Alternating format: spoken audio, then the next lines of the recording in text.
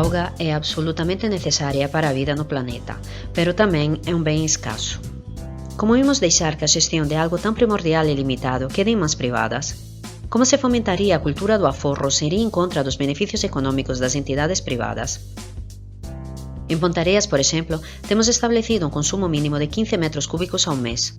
Un consumo mínimo desproporcionado que a veciñanza temos que pagala gastemos ou non, que ademais vai totalmente en contra de calquera idea de xestión sostible e responsable da auga, promovendo máis ben o seu malgasto. Tamén se acabaría cos abusos tarifarios. Nas facturas de auga temos as cotas fixas e as variables. Estas últimas están afectadas polo consumo mínimo desproporcionado que temos que pagalo. Isto faise para garantir o lucro da empresa concesionaria. Desde a xestión pública non se contempla a auga como ben xerador de beneficio.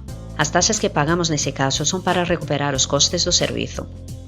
Recorda que este ano finaliza o contrato con Viacqua. É o momento de recuperar a xestión pública da auga.